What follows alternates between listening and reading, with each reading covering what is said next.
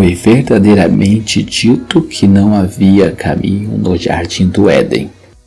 Um homem inocente em um jardim de delícias tinha apenas que permanecer onde Deus o havia colocado. Ele não precisava de nenhum caminho para tirá-lo de tal cena.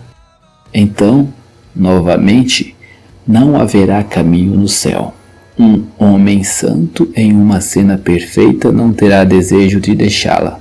Não precisaremos de nenhum caminho no céu. Em um mundo arruinado, existe e necessariamente deve haver um caminho através dele para fora dele, pois em tal mundo ninguém pode permanecer. O homem culpado não pode ficar. O homem piedoso não ficaria se pudesse.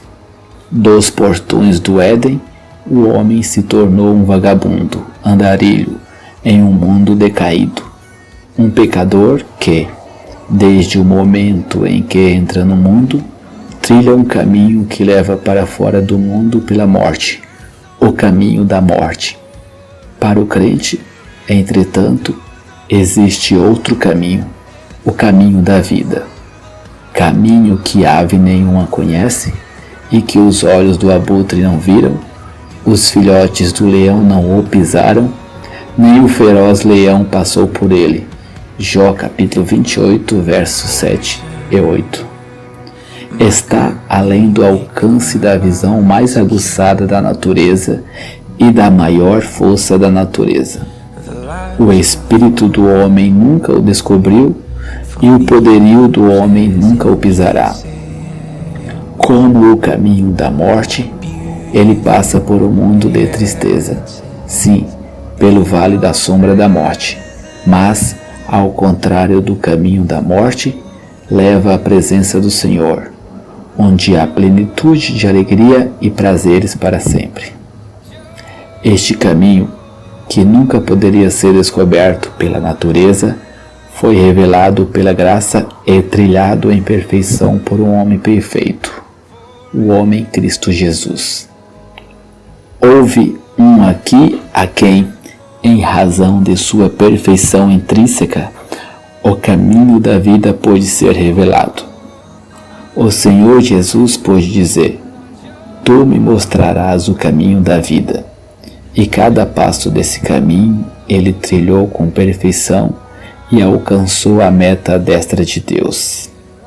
Além disso, ao trilhar o caminho, ele se torna o exemplo perfeito para seu povo e põe seus pés no caminho que ele trilhou, pois suas últimas palavras antes de sair desta cena foram: siga-me.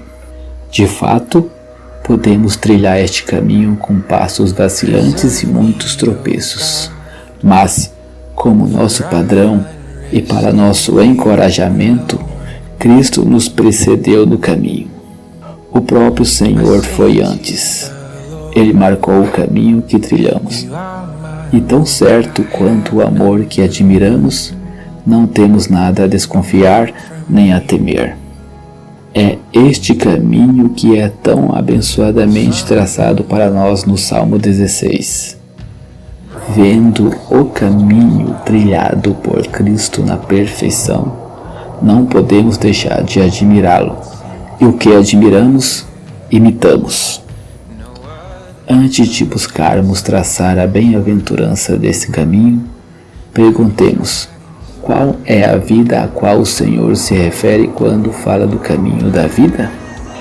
Existe o ciclo comum da vida com todos os seus variados deveres e relacionamentos. Uma vida que é representada na Terra, limitada pelo tempo e terminada pela morte. Existe também a vida de serviço e o conflito com o inimigo, mas isso novamente é limitado a uma esfera terrestre. A vida de que fala o Senhor não se limita à terra, nem se limita ao tempo, nem é tocada pela morte. É a vida interior vivida com Deus e diante de Deus. Uma vida realmente vivida na terra, que sustenta a alma em sua passagem pelo tempo e pela morte, que é desfrutada em plenitude à destra de Deus e dura para sempre. É esta vida que é tão abençoadamente colocada diante de nós no Salmo 16. A vida interior de comunhão com Deus é uma vida independente das circunstâncias, embora nos sustente nas circunstâncias. Por esta razão, as circunstâncias adversas têm pouco lugar no Salmo. Elas são edificadas.